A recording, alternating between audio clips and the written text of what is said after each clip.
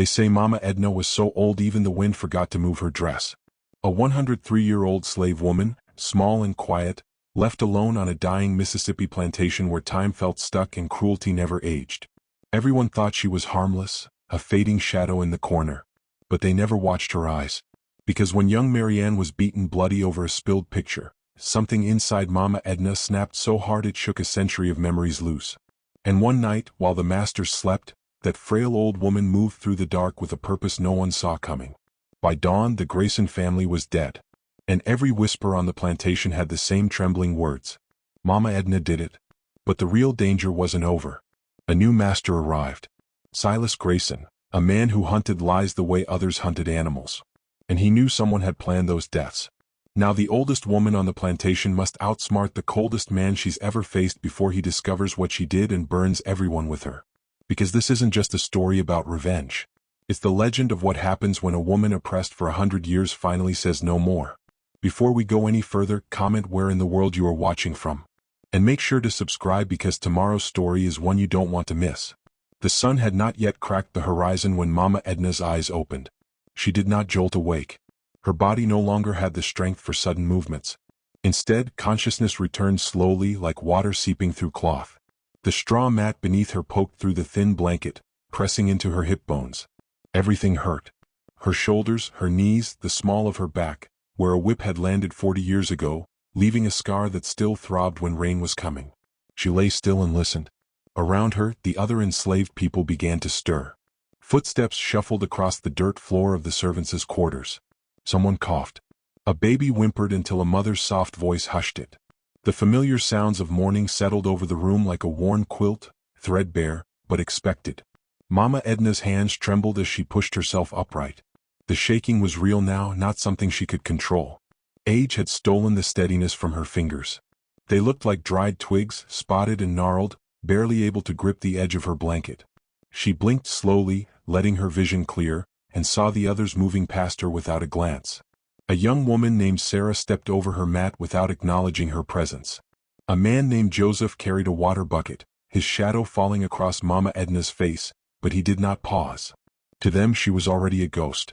Too old to work, too old to matter, too old to still be breathing. Mama Edna had learned long ago that being invisible was its own kind of freedom. When people thought you were useless, they stopped watching you carefully. They stopped listening when you spoke. They stopped worrying about what you might remember or what you might do. She pushed herself to her feet, swaying slightly and shuffled toward the door. Her legs barely cooperated. Each step felt like dragging stones across the earth. Outside the air was cool and gray, the sky just beginning to lighten in the east. The Grayson plantation stretched out before her. Fields that had once been full of cotton now lay partially. The war having disrupted everything. But the big house still stood at the center of it all. White columns gleaming even in the dim light. As if nothing had changed, as if freedom was just another lie. Mama Edna's mind drifted backward the way it often did now. She was 103 years old. She had been born in 1763, before this country even called itself a country. She remembered things no one else alive could remember. She remembered her mother's face, round and dark, eyes sharp as obsidian, hands always moving, always working with plants and roots and leaves. They had lived in a village where the air smelled of rain and smoke. Her mother had been a healer, respected and feared in equal measure. She had taught Mama Edna the names of herbs, the way to crush them, the way to brew them, the way to know which ones brought sleep and which ones brought death. Mama Edna had been 12 when the men came. White men with guns and chains. She remembered her mother screaming. She remembered the ship. She remembered the darkness below deck, bodies pressed together, the stench of sickness and despair. She remembered arriving in a land that did not want her as a person, only as a thing to be used. That was 91 years ago. 91 years of survival. She had outlived 3 generations of Graysons. She had seen the first Henry Grayson build this plantation with blood and cruelty. She had seen his son continue it. She had seen his grandson, the current Thomas, inherit it like a crown made of bones. The Grayson believed their world would last forever. They believed God himself had ordained their right to own people, to break them, to sell their children like livestock. Mama Edna shuffled toward the well, moving slowly, deliberately across the yard. She saw children already at work. A boy no older than 7 carried firewood toward the kitchen. A girl, maybe 9, swept the porch of the big house with a broom twice her size. Their faces were blank, trained into submission before they even understood what submission meant. She had seen that look before. On her own children's faces, all 5 of them taken and sold before they turned 10. She could still remember their names. Wayne, Amma, Kofi, Abana, yeah.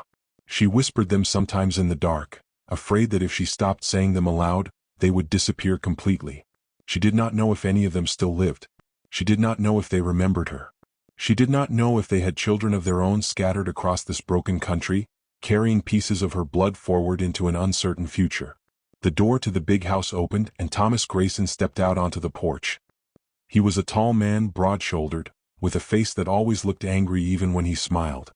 His wife, Eleanor, followed him, delicate and pale, her dress perfectly pressed despite the early hour. Behind them came the old patriarch Henry, leaning on a cane, his white hair thin and wild. Thomas's voice carried across the yard. "Get those children moving faster." He barked at an overseer standing near the stables. "I don't care if they're tired. Work doesn't wait for laziness." Mama Edna kept her head down, shuffling toward the well as if she had not heard him. She moved like a woman who barely understood the world around her. She let her mouth hang open slightly. She let her eyes glaze over. She had perfected this performance over decades. The act of being so old, so feeble, so simple-minded that no one saw her as a threat. But inside her mind was sharp. Inside she remembered everything. The day wore on slowly. Mama Edna sat in the shade near the quarters, pretending to doze while the others worked. She watched Thomas Grayson pace the yard, barking orders, shoving a young man who moved too slowly. She watched Eleanor inspect the kitchen, her nose wrinkled in disgust at something only she could see. She watched old Henry settle into a chair on the porch, surveying his kingdom with the satisfaction of a man who believed he had earned everything he owned. Whispers floated through the quarters at midday. Someone had heard that freedom was real now, that the war had ended slavery for good, that they could leave if they wanted. But when a man named Abel tried to ask Thomas about it, Thomas had him whipped in front of everyone as a reminder that nothing had changed. The Graysons still held the power.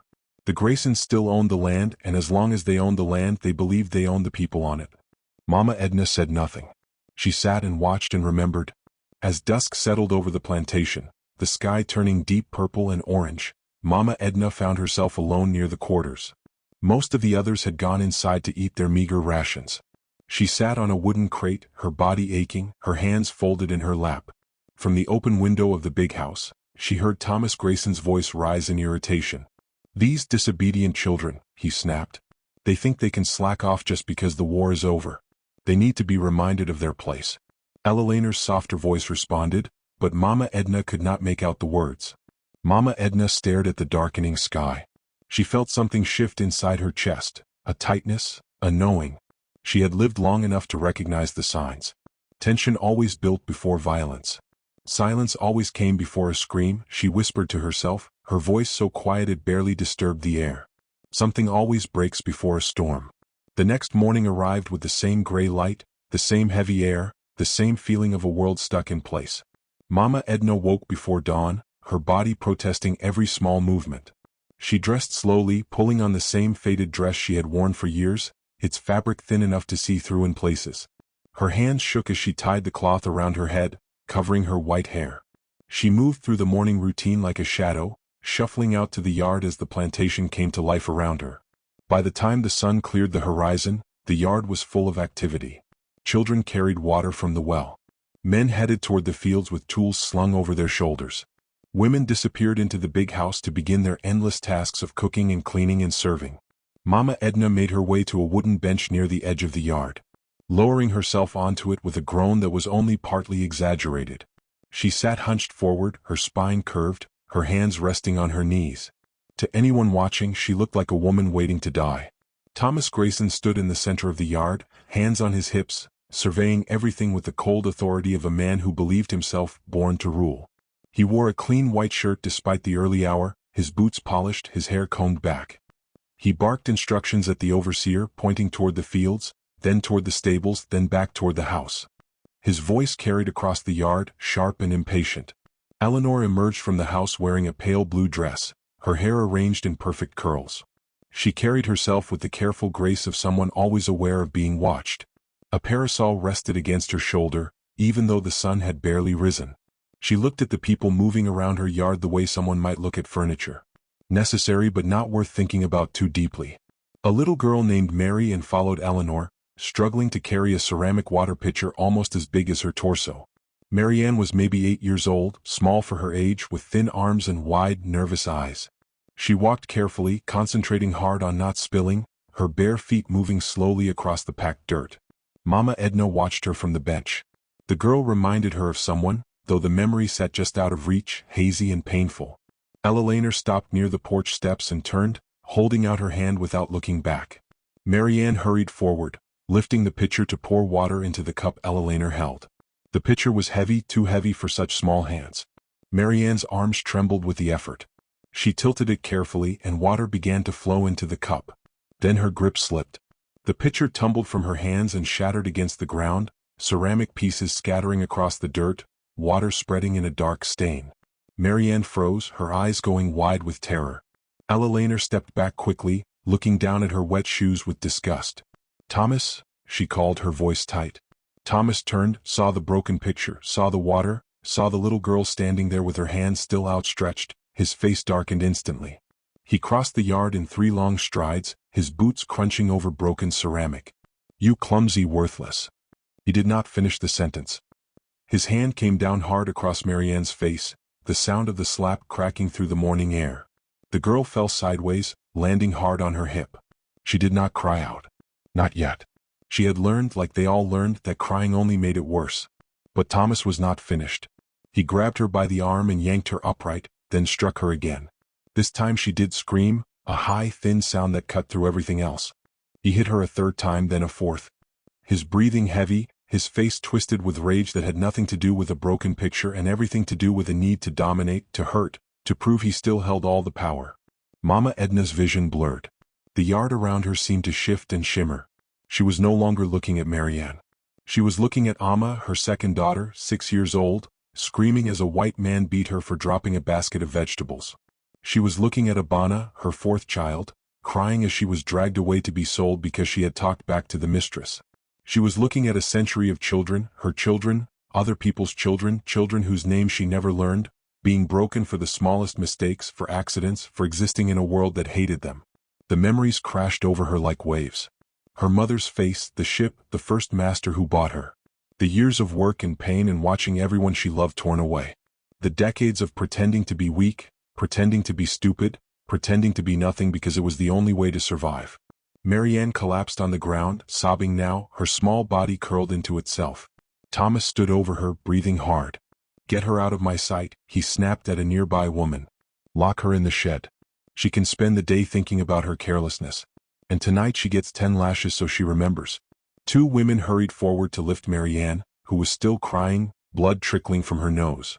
They carried her away toward the punishment shed, a small building at the edge of the property, where disobedient enslaved people were taken to be whipped or locked in darkness for days. Mama Edna sat on the bench, her hands gripping her knees so hard her knuckles turned gray. Her lips moved, forming words almost too quiet to hear. "Not again. Not again. Not one more child. Not one more scream. Not one more century of this." The day passed in a fog. Mama Edna moved through it without seeing anything clearly. She ate nothing. She spoke to no one. She sat and stood and shuffled from place to place. Her mind somewhere far away, somewhere deep inside where a decision was taking shape. Like a storm gathering strength. When night finally came, she waited until the quarters grew quiet. She waited until she heard the deep, steady breathing of sleep all around her. Then she pushed herself up from her mat and moved slowly across the room, her bare feet making no sound on the wooden floor. She knelt beside her sleeping area, her old knees protesting, and felt along the floorboards until her fingers found the loose one. She pried it up carefully, silently. Beneath it lay a small leather pouch, worn soft with age, tied shut with a thin cord. She had hidden it there decades ago, back when she still had the strength to plan for a future. Inside were herbs her mother had taught her about. Some she had gathered herself over the years, dried and preserved. Others she had traded for, bartered for, stolen when necessary. She had kept them hidden, kept them safe, waiting for a moment she could never quite define until now. Mama Edna clutched the pouch to her chest and stood, her whole body trembling. She made her way outside, moving like a ghost through the darkness. The moon hung low and full in the sky, casting silver light across the plantation. Everything was still. Everything was quiet. She stood in the yard alone, the pouch pressed against her heart. Tears ran down her face, cutting tracks through the dust and sweat. She thought of Marianne. She thought of her own children. She thought of every person who had suffered here, every scream she had heard, everybody she had helped. Barry. Her voice came out as a whisper, cracked and raw. No more. The words hung in the night air, a promise and a declaration. The plantation slept. Darkness covered everything like a heavy blanket, broken only by the pale moonlight that filtered through the trees. In the main house, candles had been extinguished hours ago. The Grayson lay in their beds, breathing the deep, careless breaths of people who had never known fear in their own home. Outside, crickets sang their endless song. An owl called from somewhere in the distance. The night air hung thick and humid, pressing down on everything.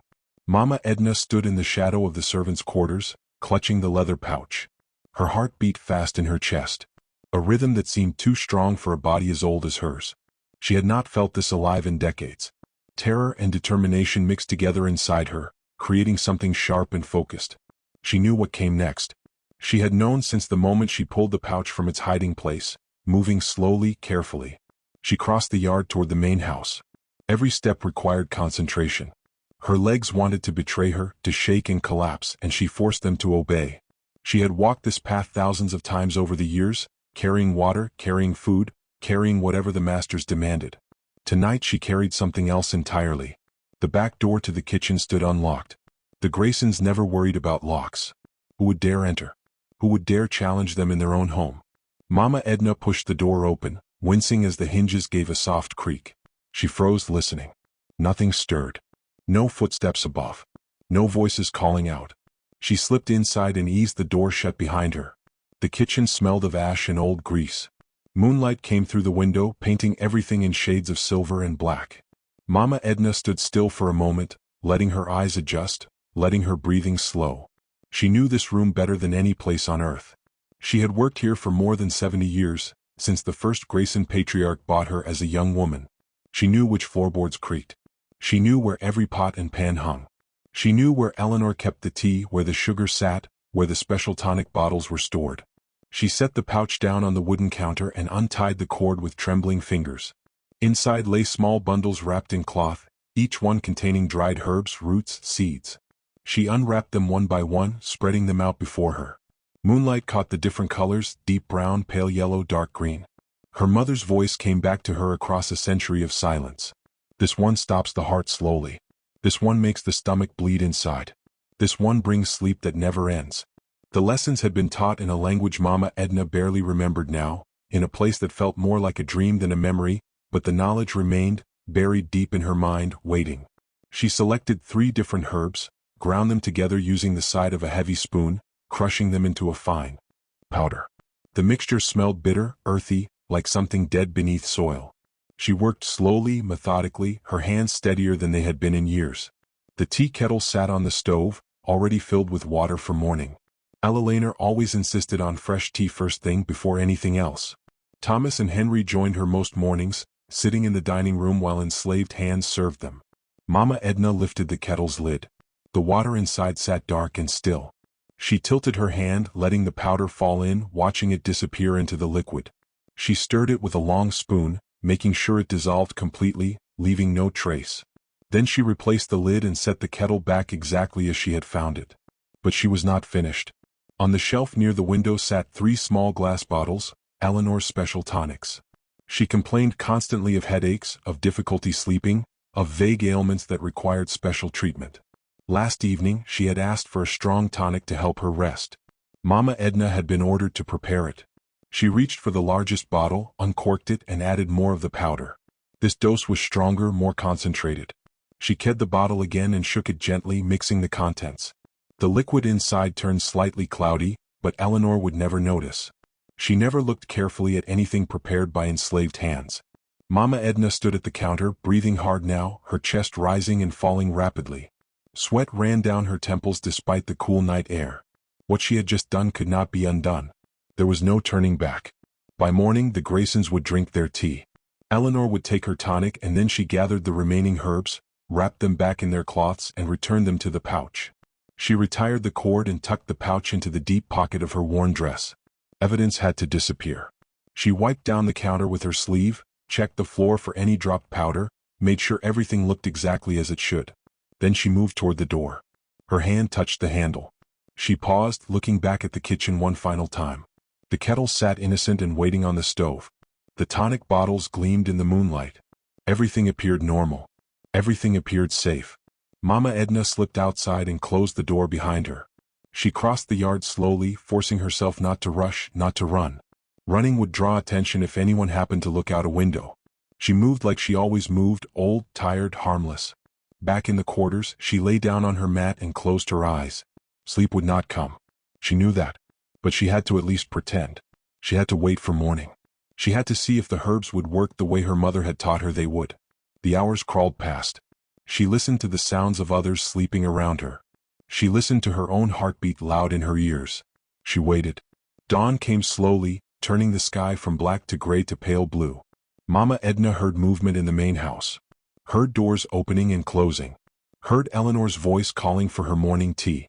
She pushed herself up from the mat and shuffled outside with the others, joining the early morning routine. She moved toward the kitchen, knowing she would be called to help serve breakfast. Everything had to appear normal. Everything had to look exactly as it always did. Inside the dining room, Thomas sat at the head of the table, already dressed for the day. Henry occupied his usual chair, reading a newspaper. Eleanor entered wearing a fresh dress, her hair already arranged. A young woman named Ruth brought out the tea service. Steam rose from the kettle as she poured 3 cups. The liquid ran dark and hot into the fine china. She added sugar to Eleanor's cup, nothing to the others. Mama Edna stood near the kitchen doorway watching through the gap. Her heart hammered against her ribs. Thomas lifted his cup and drank deeply, not bothering to wait for it to cool. Henry sipped his more carefully. Eleanor brought hers to her lips and drank, then reached for the tonic bottle beside her plate, the one Mama Edna had prepared.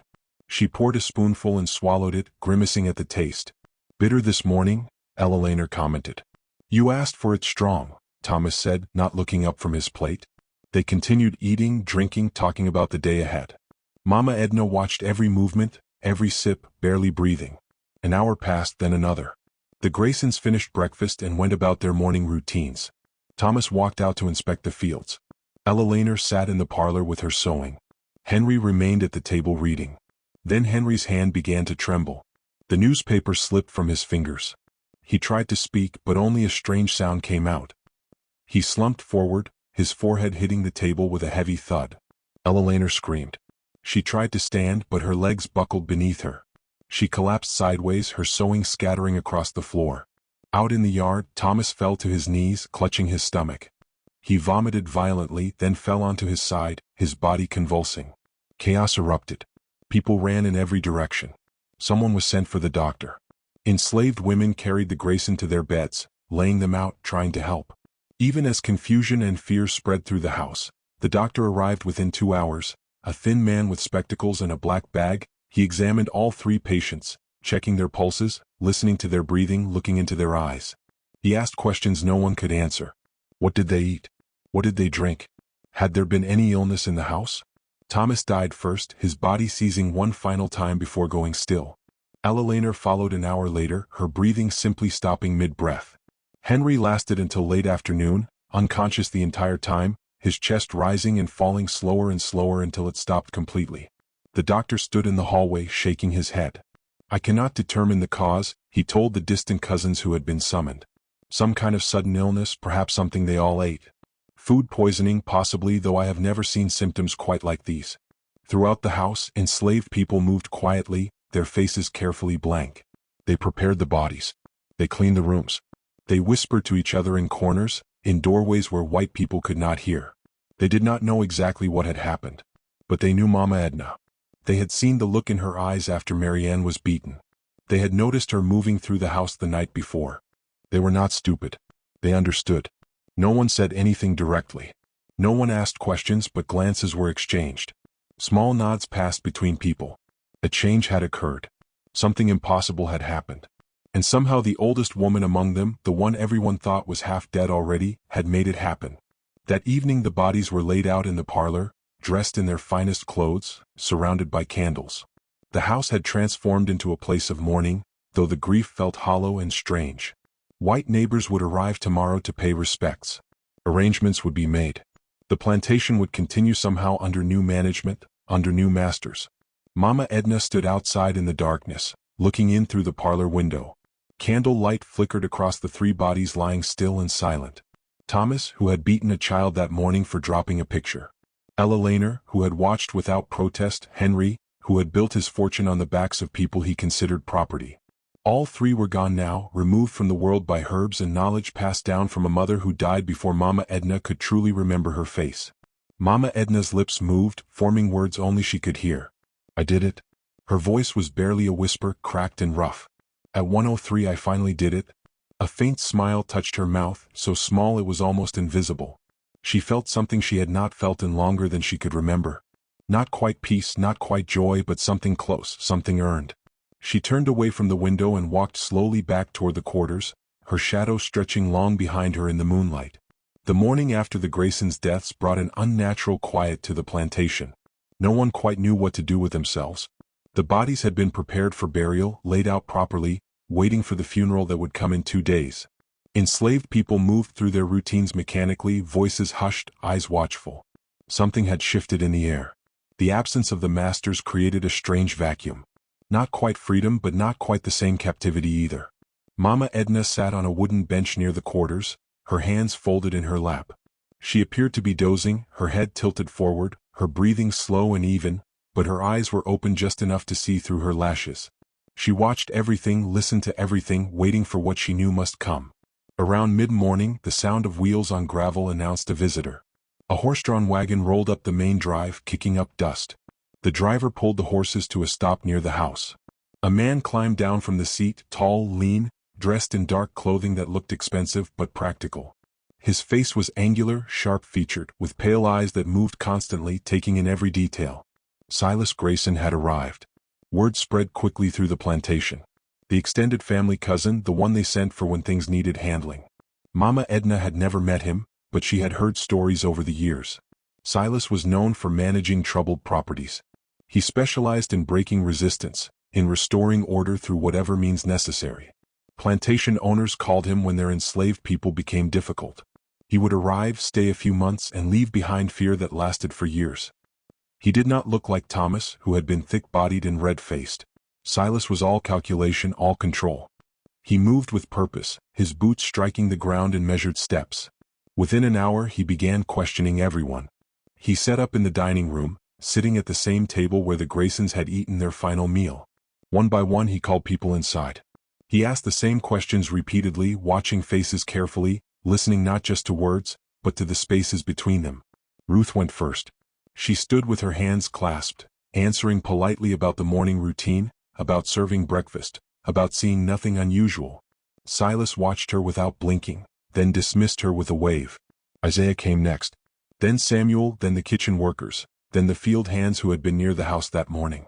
Each person told the same story. Everything had seemed normal until the Graysons suddenly fell ill. No one had seen anything suspicious. No one had heard anything strange. Silas listened to it all with an expression that revealed nothing. After the interviews he walked through the house himself, inspecting everything. He examined the tea kettle, lifting the lid and sniffing inside. He checked the food stores in the pantry. He ran his finger along shelves in the kitchen, looking at the dust, at the arrangement of items, at anything that might seem out of place. He spent nearly an hour in that kitchen, opening cabinets, checking containers, studying the space like a man reading a book for hidden meanings. Outside, enslaved people exchanged worried glances but said nothing. They continued working, heads down, trying to appear invisible. When Silas finally emerged, he walked directly to where several people were gathered near the well. His pale eyes swept across the group. "Where is the oldest one?" he asked. "I heard there was an ancient woman still living here." Someone pointed toward the bench where Mama Edna sat, apparently sleeping in the afternoon sun. Silas walked over and stood looking down at her. Mama Edna did not move.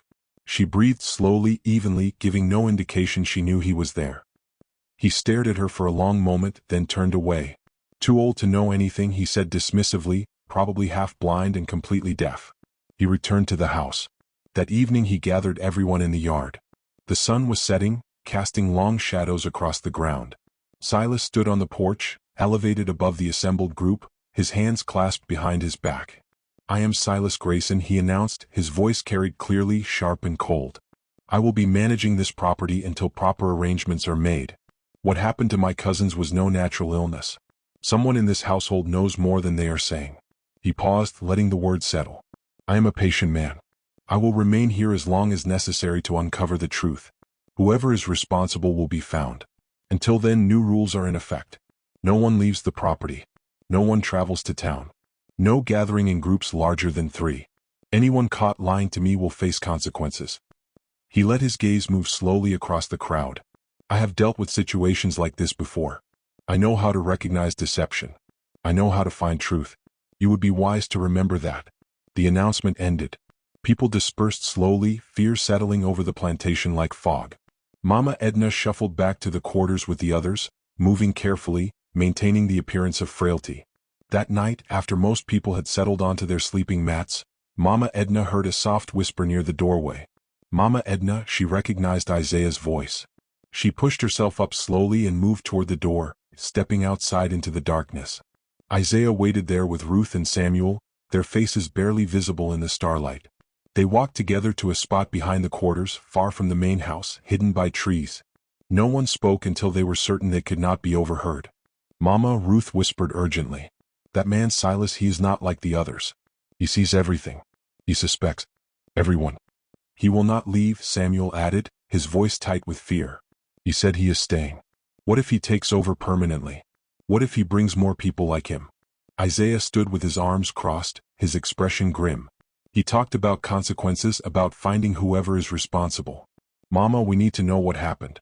How did they all die at once? Mama Edna looked at each of their faces. Young faces, frightened faces. They deserve truth.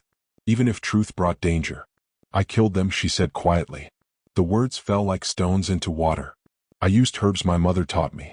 I poisoned their tea and Eleanor's tonic. I did it because I could not watch another child be beaten.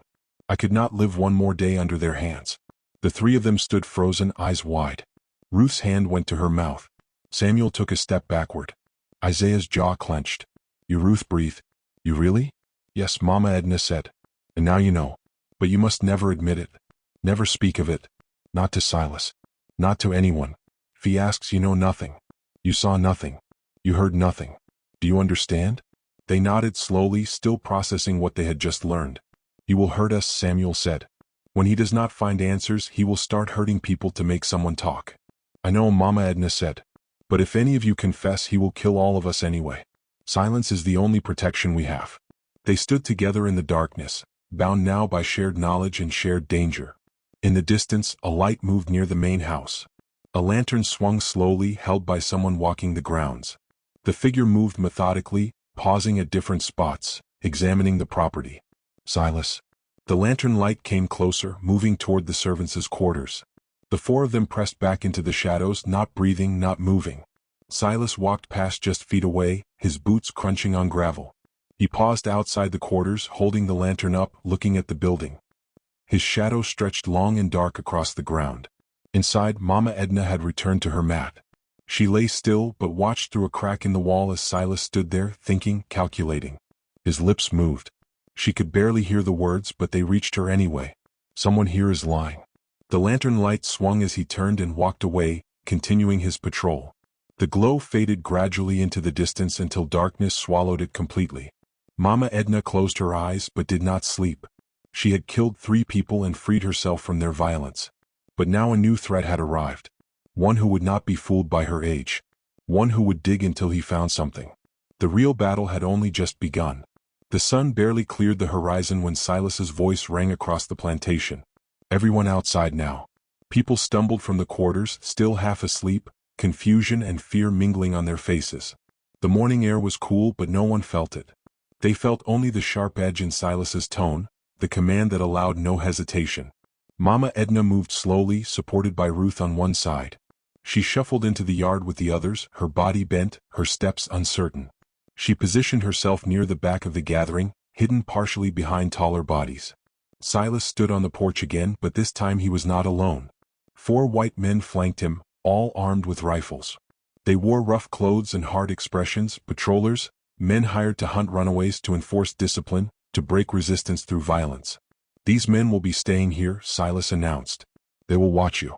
They will report to me. Anyone who steps out of line will answer to them. The patrollers spread out, taking positions around the yard. One leaned against a tree, picking his teeth with a small stick. Another walked slowly through the crowd, studying faces with open hostility. The third and fourth positioned themselves near the quarters entrance, blocking any quick retreat. Silas descended the porch steps. He walked into the center of the yard, his boots striking the dirt with deliberate force. Yesterday I asked questions. Today I will get answers. He stopped in front of an older man named Jacob who had worked in the kitchen for years. You served the family their meals. You handled their food, their water, their tea. What did you put in it? Jacob's eyes widened. Nothing, sir. I only served what the cook prepared. The cook is dead, Silas said coldly. You are still alive. That seems convenient. I did not. Silas struck him across the face with the back of his hand. Jacob stumbled but caught himself. Blood appeared at the corner of his mouth. I will ask once more, Silas said. What did you put in the food? Nothing, Jacob's voice cracked. I swear before God I did nothing. Silas turned to the patrollers. Bring the post. Two of the armed men moved to the side of the yard where a thick wooden post stood, used for punishment. They dragged Jacob toward it. He struggled weakly, but they were stronger, younger, ruthless. They bound his wrists to the post, stretching his arms above his head. One patroller retrieved a whip from his saddle. The crowd stood frozen. No one dared speak. No one dared move. Silas addressed them all. This is what happens when people refuse to cooperate. When people hide the truth. When people think they can deceive me. The whip cracked through the air. Jacob screamed. The leather bit into his back, tearing through his shirt, opening flesh. The sound echoed across the yard. The snap of the whip. The cry of pain. The horrible wet impact of each strike.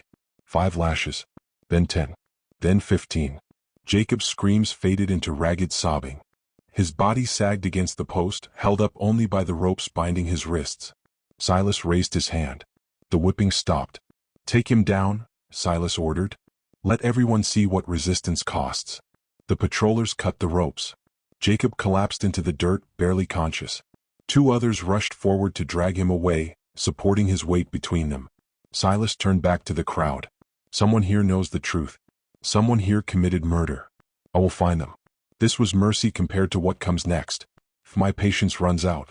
He walked along the line of people, studying each face. When he reached Mama Edna, he paused. She stood hunched over, her mouth slightly open, her eyes unfocused and distant. She swayed slightly as if the act of standing exhausted her completely. What is your name, old woman?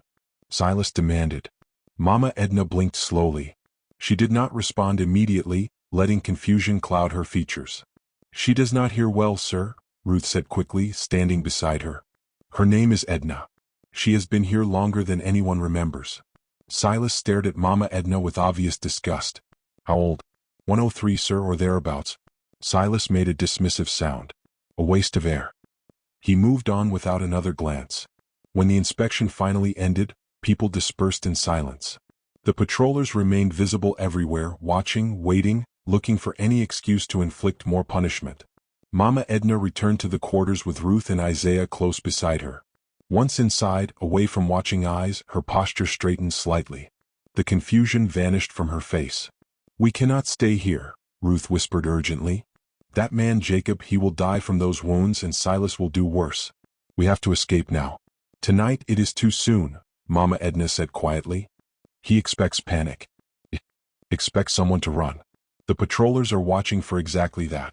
Isaiah's hands clenched into fists. Then what do we do? Wait until he whips us all to death. Mama Edna's eyes were sharp despite her age. We prepare carefully. We make him think he is in control while we break that control piece by piece. She moved to the corner of the room, kneeling slowly beside her sleeping mat. Her fingers found the loose floorboard, pulling it up to reveal the small space beneath. Inside lay her pouch of herbs, a few other items, remnants of a life stolen long ago. As she touched the pouch, her mind drifted backward, pulled by memory into another time, another world. She saw her mother's hands, strong and steady, grinding herbs between stones. She heard her mother's voice teaching her the names of plants in their native language, explaining which healed and which harmed, which brought sleep and which brought death. She remembered the village, the sounds of children playing, the smell of cooking fires, the feeling of sun on her face when she was still free. She remembered being 12 years old, gathering water with other girls, laughing about nothing important. Then the men came, white men with chains, the screaming, the burning, her mother fighting until they struck her down, the darkness of the ship's hold, the smell of death and waste, the endless rocking of waves. She remembered arriving in this country, being sold like livestock, learning to hide her intelligence because smart enslaved people were dangerous enslaved people. She remembered her mother's final words, whispered desperately before they were separated forever. Remember what I taught you. Survive. And if you cannot survive as yourself, survive as a ghost. Mama Edna blinked, returning to the present. Her fingers still rested on the herb pouch. What did your mother teach you? Ruth asked softly, watching her face. Everything. Mama Edna said, how to heal, how to harm, how to appear weak while remaining strong, how to wait for the right moment. She looked up at Ruth and Isaiah, and she taught me that survival sometimes requires becoming something your enemy does not expect. Over the next hours, Mama Edna taught them small acts of sabotage. How to loosen screws so hinges would fail at inconvenient moments.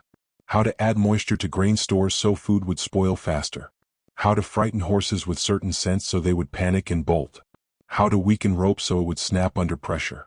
Nothing dramatic, nothing obvious, just small disruptions that would build like water against a dam. That afternoon, a door in the main house fell from its hinges when Silas tried to open it. One of the patrollers' horses broke loose and trampled through the garden. Bread meant for the evening meal turned moldy despite being fresh that morning. Silas's frustration grew visible. He paced constantly, snapping at the patrollers, questioning people randomly, searching for patterns in chaos. As darkness fell, the disruptions continued. A lantern suddenly shattered. A window cracked for no apparent reason. Strange sounds echoed from the barn, causing the remaining horses to neigh frantically.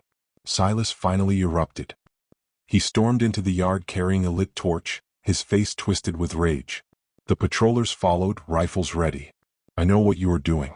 Silas shouted at the darkness, at the quarters, at everyone and no one. I know someone is undermining me. These accidents are not accidents. These coincidences are not coincidence.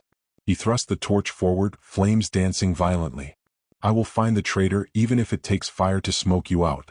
Do you hear me? Fire.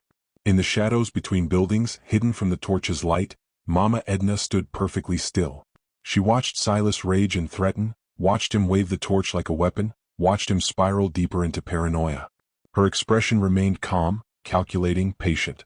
She had survived 103 years by understanding when to hide and when to strike, by knowing how to break powerful men, not through direct confrontation but through small, persistent pressure. Silas thought he was hunting a traitor. He did not realize he was fighting a ghost who had learned to haunt the living. 2 days passed like slow water dripping from stone. The plantation continued its unraveling piece by piece. Tools disappeared and reappeared in wrong places. Fence posts loosened overnight. Milk soured despite the cool cellar. Every small disaster fed Silas's rage, pulling his attention in a dozen directions at once. Mama Edna watched it all from her position of invisibility. The old woman. Nobody noticed. The ancient body everyone assumed held nothing but fading memory and approaching death. She used that blindness perfectly. On the second afternoon she gathered her small group in the back corner of the quarters, where walls met at odd angles, creating pockets of shadow even in daylight. Isaiah, Ruth, and Samuel huddled close, speaking in whispers that barely disturbed the air. We cannot wait longer, Mama Edna said quietly. Her voice carried certainty despite its softness. Silas grows more dangerous as he grows more frustrated. Soon he will stop investigating and start executing. We move tonight. Ruth's eyes widened. Tonight. But we need more time to prepare. We have enough time. Mama Edna's gaze moved between them. We have spent 2 days preparing without realizing it.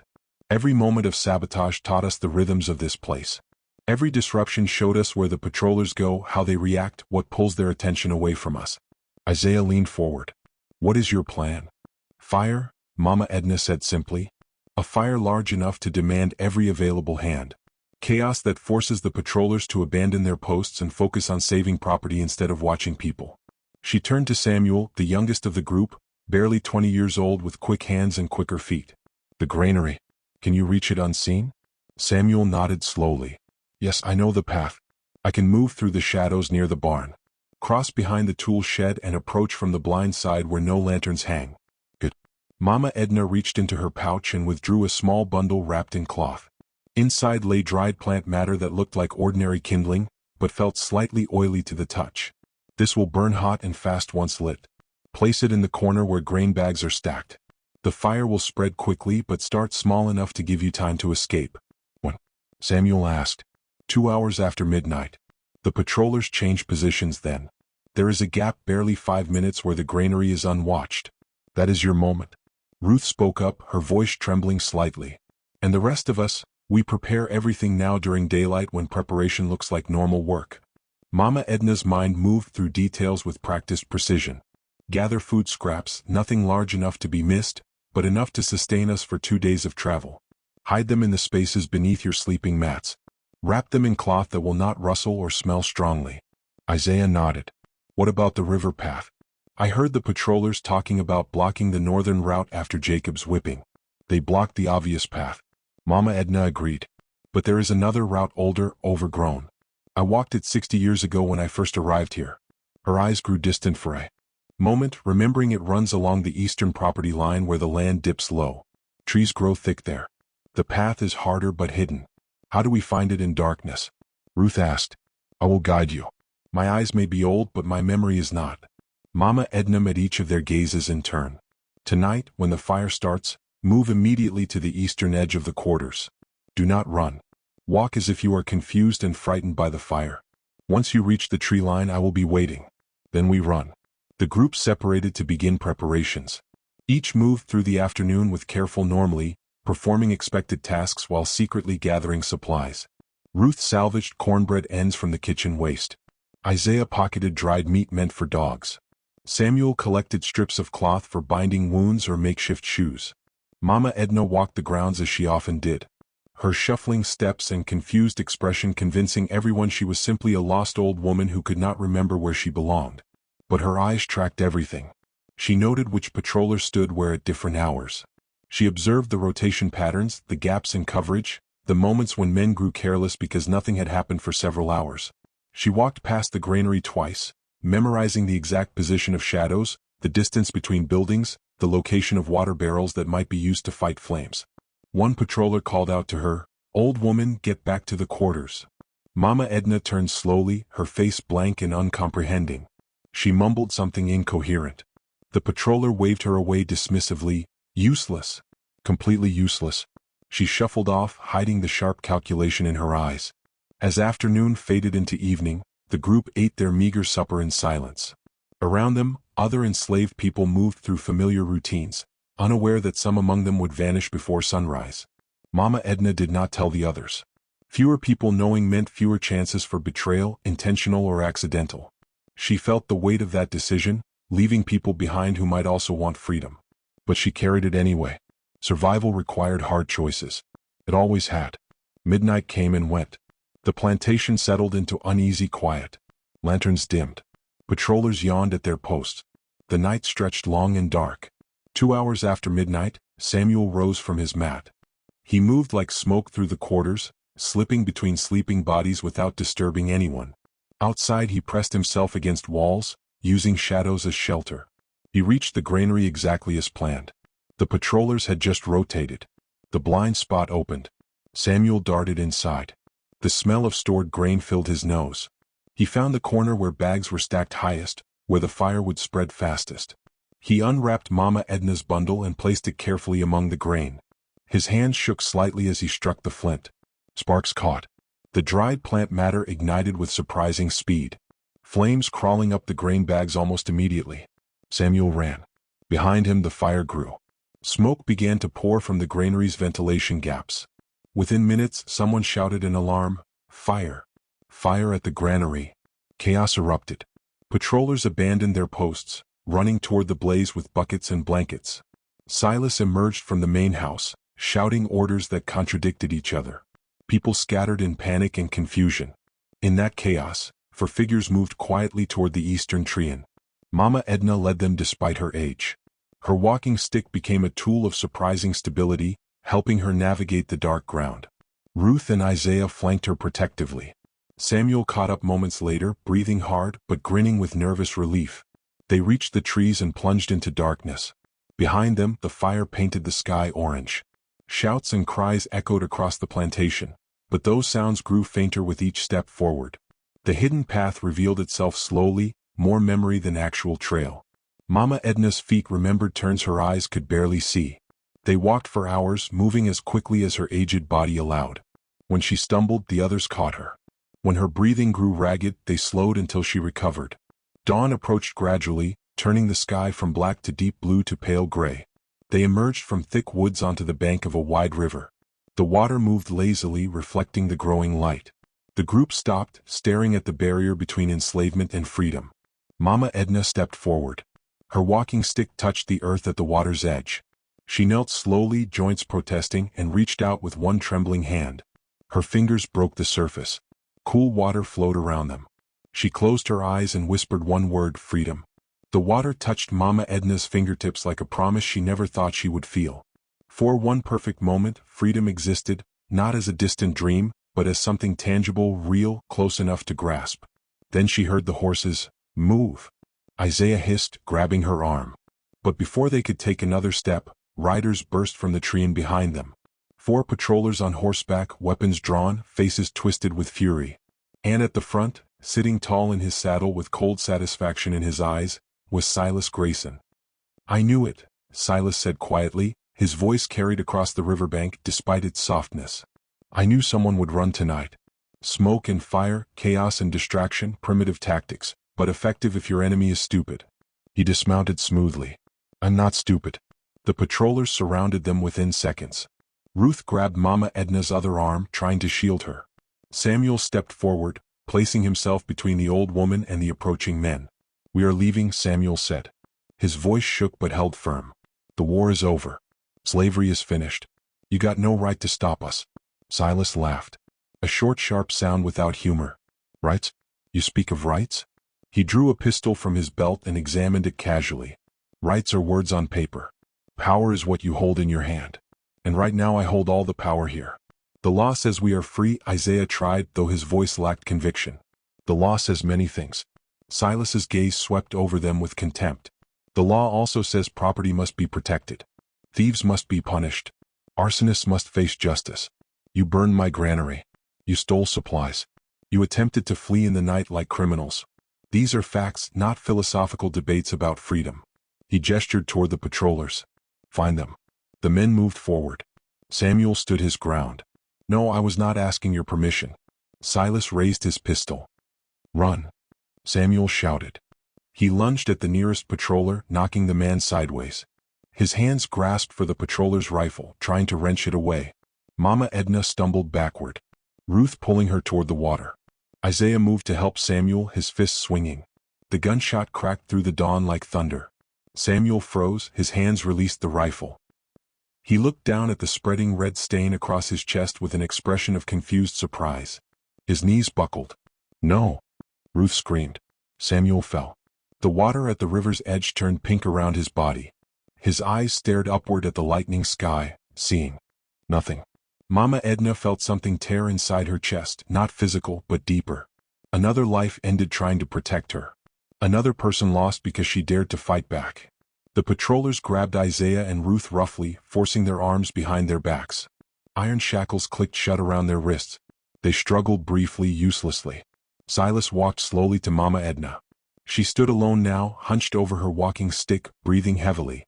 Her ancient body trembled from exertion and grief. He studied her for a long moment. "You, the useless old woman everyone ignores.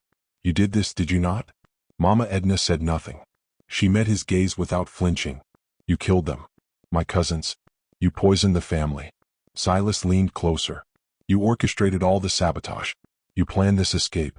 A century-old slave with more cunning than I gave you credit for." Still, Mama Edna remained silent. Silas smiled. "Your silence confirms everything." He nodded to the patrollers. "Shackle her carefully. Old bones break easily and I want her alive for what comes next." They bound her wrists with surprising gentleness, as if afraid she might crumble to dust under rough handling. The iron bit into her thin skin. Her walking stick clattered to the ground. The journey back to the plantation passed in a blur of pain and exhaustion. Mama Edna's feet dragged. The patrollers half-carried her, impatient with her slowness. Samuel's body lay abandoned at the riverbank, left for scavengers. Dawn fully broke by the time they reached the plantation yard. The granary still smoldered, sending thin wisps of smoke into the pale morning sky. Other enslaved people stood watching from the quarters, their faces reflecting horror and helplessness. Silas ordered Ruth and Isaiah chained to posts in the center of the yard. Their wrists were secured above their heads, forcing them to stand. He wanted everyone to see them. Examples, warnings. "Where is the old woman?" Silas demanded. The patrollers brought Mama Edna forward. She swayed on her feet, barely conscious. Silas grabbed her chin, forcing her to look at him. "Tell me the truth. Confess what you did. Give me the satisfaction of hearing you admit it." Mama Edna's lips remained pressed together, still defiant. Silas released her face roughly. "We will see how long that lasts." He struck her across the face with the back of his hand. Her head snapped sideways. Blood appeared at the corner of her mouth. "Speak," Silas ordered. "Silence." He hit her again harder. She fell to her knees. "Speak." Mama Edna's world narrowed to pain. Blow after blow landed on her frail body. Ribs cracked. Bruises bloomed across ancient skin, but she made no sound beyond involuntary gasps. Finally, Silas stepped back, breathing heavily from exertion. "Lock her in the old storage shed. No water, no food. Let her rot slowly. When she is ready to confess, she can call out. Until then, she suffers." The patrollers dragged Mama Edna across the yard. The storage shed stood at the plantation's edge, half collapsed and forgotten. They threw her inside onto the dirt floor and slammed the door. A heavy lock clicked into place. Darkness swallowed her. Mama Edna lay motionless, each breath sending fire through her broken ribs. Her body screamed in agony. Blood pulled in her mouth from split lips and loosened teeth. Outside, she heard Silas addressing the gathered enslaved people. "Look at your companions chained in this yard. Look at this shed where the old woman dies. This is what rebellion earns you. This is what defiance costs. Remember these lessons well." Hours crawled past. The sun climbed higher, turning the shed into an oven. Mama Edna drifted in and out of consciousness. Thirst became a living thing clawing at her throat. Pain pulsed with every heartbeat. She thought of Samuel's body at the riverbank. She thought of Ruth and Isaiah suffering in the yard. She thought of a century of loss and grief pressing down on her like the weight of the earth itself. Had it been worth it, this rebellion that cost so many lives? Night fell eventually. The temperature dropped. Darkness deepened inside the shed until Mama Edna could not see her own hands. She stared upward at rafters she could no longer see, her vision blurred by swelling and tears. Then something caught her attention. A faint glow appeared near her left hand. She turned her head slowly, ignoring the spike of pain the movement caused. A tiny ember lay on the dirt floor, having fallen through a crack in the shed's broken wall. It came from a lantern outside, probably carried by a patroller making rounds. The ember glowed softly, a small point of red-orange light in overwhelming darkness. Mama Edna stared at it. Her broken fingers reached out slowly, trembling, and touched the warm fragment. She whispered one word into the darkness. "Not yet." The ember continued to glow. The ember pulsed between her fingers like a dying heartbeat. Mama Edna lay motionless for several moments, feeling its warmth against skin so old, it had long forgotten the meaning of gentle touch. Her body screamed with injuries, ribs sharp as broken glass inside her chest, bruises spreading across flesh that had survived a century of cruelty. Blood crusted at the corners of her mouth. Each breath burned, but the ember lived, and so did she.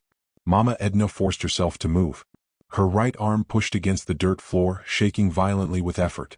Pain exploded through her torso. She gasped but did not cry out. Giving Silas the satisfaction of hearing her suffer would be a victory she refused to grant him. She rolled onto her side first. The world spun. Nausea churned in her empty stomach. Her vision blurred, doubled, then slowly focused again on the tiny glowing coal in her palm. Sitting up took minutes that felt like hours. Her spine protested every inch of movement. Broken ribs shifted and ground together. Sweat poured down her face despite the night's chill. Finally, she managed to prop herself against the shed's wooden wall. Breathing in shallow gasps, the darkness pressed around her. Through cracks in the walls, she could see lantern light moving across the plantation yard. Patrollers making their rounds, ensuring no one else attempted escape. Mama Edna closed her eyes and let memory flood through her. She saw her husband, Marcus, strong hands that held her gently despite being forced to brutal labor all day, his smile when their first child was born. The way he sang low songs in the quarters at night, keeping hope alive through melody. She saw the overseer's whip cut him down for talking back. Saw his body broken and discarded like trash. She saw her children. 7 born, 3 sold before they could walk, 2 dead from sickness the masters would not treat, 1 beaten to death for learning to read, 1 who simply vanished one day, taken to settle a gambling debt. She saw her grandchildren and great-grandchildren scattered across the South like seeds thrown into barren soil. Names she would never know. Faces she would never see. Bloodlines severed by the machinery of slavery. A century of loss. 100 years of watching everyone she loved destroyed by the same system that Silas Grayson now defended with such cold certainty. The rage inside Mama Edna was not hot. It did not burn with youth's passionate fury. Instead, it sat heavy and ancient, compressed under decades of forced silence into something dense as iron, something that could not be broken or diminished, something that would endure until it found release. She opened her eyes. Her mother's voice echoed across the years, speaking words taught in a West African village before the ships came, before the chains, before everything shattered. Even the oldest tree can still bring shade, her mother had said, grinding herbs with practiced hands or fire. Never forget, age is not weakness. Age is patience. Age is knowing which weapon to use and when. Mama Edna looked at the ember in her palm. Then she looked around the shed with new focus. The structure was old, forgotten, half collapsed. The floor was covered in dried feed that had rotted and scattered over years of neglect. Broken straw lay everywhere. In the corner, old burlap sacks slumped against the wall. She would not die quietly, not after coming this far. Moving with excruciating slowness, Mama Edna dragged herself across the dirt floor. Her legs barely functioned. She pulled with her arms, ignoring the fire in her ribs until she reached the pile of dried feed. The ember had cooled slightly but still held its core of heat. She placed it carefully among the driest stalks. Then she leaned down and blew gently. The ember brightened. Tiny wisps of smoke appeared. The feed began to char at the edges. Mama Edna blew again and again. Each breath cost her dearly, but she did not stop. A small flame flickered to life. She fed it carefully with more dried straw, building the fire slowly. Too fast and it would die. Too slow and the guards would notice before it grew strong enough. While the flame established itself, Mama Edna reached beneath her ragged clothing and retrieved the small pouch still tied around her waist. Somehow, it had survived Silas's beating. Inside lay the last of her herbs. Precious fragments of knowledge passed from mother to daughter, across an ocean and through generation. Her hands shook as she mixed them. Red powder from dried bark, yellow dust from crushed seeds, gray ash from roots she had harvested in secret years ago, combined in specific proportions, they created something her mother had warned her about using. This mixture confuses the mind, her mother's voice whispered from memory. Makes men dizzy, makes them see things that are not there, makes them stumble and forget their purpose, but use it sparingly. Too much and they die. Too little and they simply sneeze. Mama Edna had no measuring tools, no precise instruments, only a lifetime of remembering and hands that still knew the feel of proper balance despite their trembling. She mixed the powder in her palm, testing its texture between her fingers. Not quite right. She added more of the gray ash. Better. The flame behind her grew steadily, consuming the dried feed with increasing hunger. Smoke began to fill the shed. Soon the guards would notice. Mama Edna turned her attention to escape. The shed's door was locked from outside, solid, impassable. But the walls were another matter. Years of neglect had loosened boards. Wind and rain had rotted the wood. Near the floor she spotted what she needed. A section of wall where the lowest board had pulled away from its frame, creating a gap perhaps 2 feet wide. She crawled toward it. Her body protested every movement, but she forced herself forward. Behind her, the flames spread to the burlap sacks. They caught with a soft whoosh, and suddenly the fire doubled in size. Heat washed over Mama Edna's back. Smoke thickened rapidly. She coughed, tasting blood and ash. The gap in the wall loomed before her. She gripped the loose board and pulled. It shifted slightly. Not enough. She pulled harder, using strength she did not know she still possessed. The board groaned. Nails screeched against wood. From outside she heard shouting. Smoke? The old shed's burning. Footsteps ran past. Lanterns swung wildly. The alarm bell began its frantic clanging somewhere across the plantation. Mama Edna gave the board one final desperate yank. It tore free completely and she tumbled backward into the dirt. The gap widened to 3 feet, large enough. She shoved the herb powder into her dress pocket, then squeezed through the opening. Her broken ribs screamed. Her hips barely fit through the space. She scraped skin from her shoulders and arms, but she made it. Mama Edna emerged on the far side of the shed, away from the yard where patrollers gathered to fight the growing fire. She lay gasping in weeds and darkness, her entire body a constellation of agony. The stables stood 50 yards away, shadowed and quiet. She rose to her hands and knees, then impossibly to her feet. Her walking stick was gone, lost somewhere in the chaos. She used the shed's wall for support instead, then stumbled forward into the night. Behind her, smoke billowed into the sky. Flames leaped from the shed's roof. Men shouted instructions. Bells rang continuously. Mama Edna limped toward the stables. Each step a small victory over pain and age and a century of oppression. Her shadow stretched long in the firelight, ancient and unbroken. She would not die quietly. Not yet. Smoke poured through the stable doors in thick black waves, choking and caustic. Inside the horses screamed, the sound cut through the night. High, terrified whinnies that rose above the alarm bells and shouting men. Hooves crashed against wooden stalls. The animals knew what fire meant. They knew death approached. Mama Edna reached the stable entrance and paused, bracing herself against the doorframe. The heat from the burning shed washed across the yard now, creating flickering shadows that danced like demons across every surface. Patrollers ran back and forth with buckets, attempting to contain the blaze before it spread further. No one noticed the hunched old woman slipping into the stables. Inside, chaos reigned. 8 horses occupied the stalls, and all 8 fought their confinement with desperate strength. They reared and kicked, eyes rolling white with terror. Smoke drifted through the rafters above, growing thicker by the moment. Mama Edna moved along the row of stalls despite her injuries. Each stall door had a simple sliding bolt mechanism. Her arthritic fingers struggled with the first one, fumbling against wood worn smooth by decades of use. The bolt slid free. She pulled the door open. A massive chestnut mare burst past her so quickly the wind knocked Mama Edna sideways. She caught herself on the next stall door, breathing hard, then continued. Second bolt, third, fourth. Horses exploded into the main aisle one after another. A stampede of muscle and panic. They crashed through the stable's open entrance into the yard beyond. Someone shouted, "The horses, they're loose." Mama Edna freed the 5th and 6th animals. A gray gelding nearly trampled her in his rush for freedom. She pressed herself flat against the wall, feeling his body heat as he thundered past. 7th stall. The bolt stuck. She yanked harder, ignoring the pain shooting through her wrists. It gave way suddenly and she stumbled. The horse inside, a young black stallion, charged out with such force that his shoulder clipped Mama Edna and sent her sprawling into the dirt and straw. She lay there gasping, tasting blood and smoke, while the stallion vanished into the night. One stall remained. Mama Edna crawled to it on hands and knees. The last horse, an old plow mare, stood trembling inside. Unlike the others, she did not bolt when Mama Edna opened the door. Instead, she stepped out carefully, then lowered her head and nuzzled Mama Edna's shoulder once before walking calmly away. A strange moment of gentleness in the chaos. Outside, absolute pandemonium had erupted.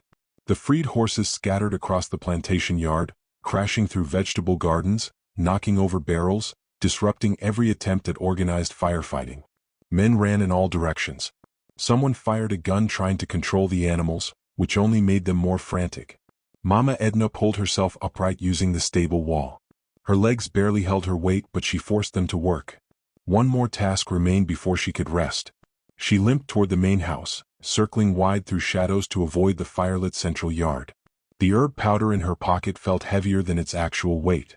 The accumulated knowledge of generations compressed into a few ounces of dust. The kitchen entrance stood at the house's rear, accessible through a small covered walkway. 2 patrollers had positioned themselves near it, guarding against potential looters during the confusion. They coughed repeatedly, eyes watering from the smoke drifting across the plantation. Mama Edna crept closer, using the darkness between buildings as cover. When she reached the walkway, she removed the pouch from her pocket and loosened its drawstring. The kitchen door hung slightly ajar, left open when servants fled the chaos earlier. Perfect. Mama Edna waited until both guards turned away, watching another loose horse gallop past. Then she slipped through the doorway into familiar territory. The kitchen where she had poisoned the Graysons weeks earlier, the same room where she had spent decades preparing meals for masters who viewed her as less than human. Every surface held memories of humiliation and servitude. She moved through it now as something else entirely, not servant, not victim, executioner. Mama Edna scattered the herb powder across the floor in a wide arc, concentrating it near the entrance and along the pathway to the main house. The gray-yellow dust settled invisibly into cracks and corners. Then she sprinkled a handful on the kitchen table where lanterns burned, knowing the heat would carry particles into the air. Voices approached from the yard, footsteps on wooden steps. Mama Edna retreated behind the pantry door just as 3 patrollers burst into the kitchen, coughing and shouting instructions to each other. They grabbed buckets, rope, anything useful for fighting the fire. Within seconds their coughing intensified. One man rubbed his eyes, cursing. Another stumbled against the table, suddenly dizzy. The third bent double, wheezing and confused. "Something's wrong," one gasped. Can't breathe right."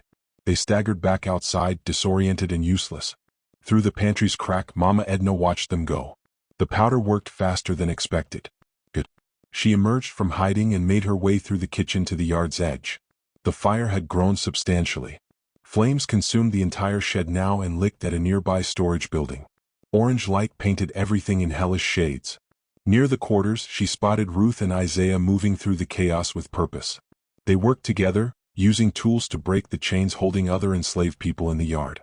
Silas had ordered them shackled after the failed escape, intending to make examples of them at dawn. Instead, they slipped free one by one, disappearing into the confusion of smoke and frightened horses and disoriented guards. Ruth saw Mama Edna and their eyes met across the firelit distance. Ruth's expression showed shock. She had believed Mama Edna dead or dying in the locked shed. Mama Edna nodded once. "Keep going. Save them." Ruth understood. She turned back to freeing the others. A voice cut through the chaos like a whip crack. "Enough." Silas Grayson stood in the center of the yard, his face illuminated by firelight. Rage transformed his usually cold features into something almost feral. He held a pistol in one hand and a long blade in the other. "I know you're here," he shouted. "I know you did this." His eyes scanned the shadows, searching. Mama Edna stepped forward into the light. She moved slowly, limping badly, her body broken, but her posture somehow still defiant. Blood and dirt covered her torn clothing. Bruises darkened her ancient face, but her eyes held steady, meeting Silas's gaze without fear. Recognition flared in his expression. Then disbelief. "You, the old woman?" "Yes," Mama Edna said. Her voice came rough and cracked but audible. "Me? Impossible. You should be dead. You should be. I killed them." Mama Edna interrupted. "The Graysons, Thomas, Eleanor, Henry. I poisoned them. I did it." Silas stared. His face worked through a series of emotions. Shock, fury, something almost like grudging respect before settling back on pure hatred. "You murdered them. You admit it." "I freed us from them." Mama Edna corrected. "There is a difference. You're a murderer. A slave who killed her masters. Do you understand what that means?" "It means," Mama Edna said quietly, "that I finally did what should have been done 100 red years ago." Silas raised the pistol, pointing it directly at her chest. "I should shoot you where you stand." "You should," Mama Edna agreed. "But you won't. You want to hurt me first. You want to make me suffer for making a fool of you." His finger tightened on the trigger, then loosened. She was right. "You're an abomination," Silas hissed. "A creature that should never have existed." "I am 103 years old," Mama Edna replied. "I have survived everything you people created. Every cruelty, every degradation. I outlived 3 generations of Grayson, and I have one final act left before I rest." Silas holstered the pistol and raised the blade instead. "Then let's end this properly," he charged. Mama Edna's hand went to the small pouch still hidden in her pocket, the last reserves of her mother's teaching. She pulled it free as Silas closed the distance. He was younger, stronger, faster, but she had patience and timing and nothing left to lose. When Silas came within arm's reach, blade raised to strike, Mama Edna threw the pouch directly into his face. The drawstring broke on impact. Powder exploded in a cloud of gray-yellow dust.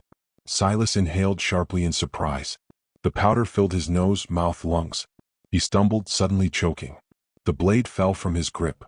His hands went to his throat. The concentrated mixture, 10 times stronger than what she had scattered in the kitchen, went to work immediately. Silas's legs buckled. He crashed to his knees, wheezing and clawing at the ground. Mama Edna watched without expression as he convulsed. His body fought the poison, but fight was useless. The herbs paralyzed his lungs slowly, methodically, giving him time to understand what was happening. Silas looked up at her, eyes bulging, mouth opening and closing like a fish drowning in air. "You hunted a ghost," Mama Edna said softly. "Now the ghost hunts you." Silas's final breath left his body in a rattling wheeze. The fire had consumed the main stables completely. Flames still licked at support beams, sending sparks spiraling into the pre-dawn sky. Smoke hung thick across the plantation yard, transforming everything into ghostly shapes and shadows, but the chaos had ended. The horses had scattered into the surrounding woods. The patrollers lay incapacitated or fled. Silas Grayson's body remained where it had fallen, face down in the dirt, one hand still reaching toward the blade he never used. As the first pale light of sunrise touched the horizon, the formerly enslaved people gathered in a loose circle around Mama Edna. Their chains lay broken on the ground. Their faces showed exhaustion, terror, confusion, and something else, something fragile and new. Hope. Ruth knelt beside Mama Edna, examining her injuries with gentle hands. The old woman sat propped against a fence post, breathing shallow and labored. Blood stained her clothing from wounds reopened during the confrontation. Her ancient body had finally reached its absolute limit. "We need to leave," Isaiah said quietly. His voice carried urgency but not panic. "Before someone comes, before the authorities arrive and find—" He gestured at Silas's corpse, at the burning buildings, at the destruction surrounding them. "Yes," another man agreed. "They'll hang us all if they find us here." Murmurs of agreement rippled through the group. Fear remained their constant companion, even in victory. Ruth looked at Mama Edna. "Can you walk?" Mama Edna tried to push herself upright. Her legs trembled and gave out immediately. She slumped back against the post, breathing hard. "No," she whispered. "But you can. All of you can." "We're not leaving you," Ruth said firmly. Isaiah nodded. "We'll carry you if we have to."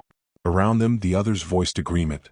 After what Mama Edna had done, after she had given them this chance at freedom, abandoning her was unthinkable. "Then we need something to carry her on," Ruth said, already standing and scanning the yard. "A door, a board. Anything flat and strong." Two younger men ran toward a damaged outbuilding, and returned minutes later with a wooden gate torn from its hinges. They laid it carefully on the ground beside Mama Edna. Isaiah and Ruth lifted her as gently as possible, settling her onto the makeshift stretcher. She weighed almost nothing, her body reduced to bone and sinew after a century of deprivation. Four people, two on each side, gripped the gate's edges. "North," Mama Edna murmured. "Follow the river north." "We know," Isaiah said softly. "We remember." The group moved out as the sun broke fully over the horizon, turning the smoke-filled sky shades of red and gold. They walked past the burning stables, past the main house where 3 generations of Grayson had ruled with cruelty, past the quarters where so many had suffered and died. They walked toward the treeline at the plantation's northern edge. Behind them, flames crackled and timbers collapsed. The Grayson plantation, symbol of generations of bondage, destroyed itself in fire and ash. Nobody looked back. The forest swallowed them quickly. Dense underbrush and tall pines provided cover from any potential pursuers. The group moved carefully but steadily, following game trails and natural clearings. Isaiah led the way, using the sun's position to maintain their northward bearing. Ruth walked beside the stretcher-bearers, occasionally checking Mama Edna's condition. The old woman's eyes remained closed most of the time, her breathing increasingly shallow. They traveled for hours, the morning heat built as they pushed deeper into the woods. Sweat soaked their clothing, their bodies, weakened by years of inadequate food and brutal labor, protested every step. But they kept moving. Around midday, they reached a small clearing where a narrow stream cut through the forest floor. Isaiah called for a halt. The stretcher-bearers lowered the gate carefully, giving their aching arms relief. Ruth brought water to Mama Edna's lips. The old woman drank weakly, then opened her eyes. "Where?" she whispered. "Several miles north of the plantation," Isaiah said, kneeling beside her. "We're making good time." Mama Edna's gaze moved slowly across the gathered faces. Young and old, men and women, all watching her with expressions mixing gratitude and concern. "Keep going," she said. Her voice came barely audible. "Don't stop. Build new lives. Build families. Build something." She paused, gathering strength. "Build something better than what we left behind." "We will," Ruth promised, tears streaming down her face. "We will, Mama. Tell them, Mama." Edna continued. "Tell your children. Tell their children. Tell them what happened. Tell them." An old woman finally said no. "Well, tell them," Isaiah said. "We promise." Mama Edna's hand reached up, trembling, and Ruth took it gently. The old woman's skin felt paper-thin and cold despite the summer heat. "I see them," Mama Edna whispered.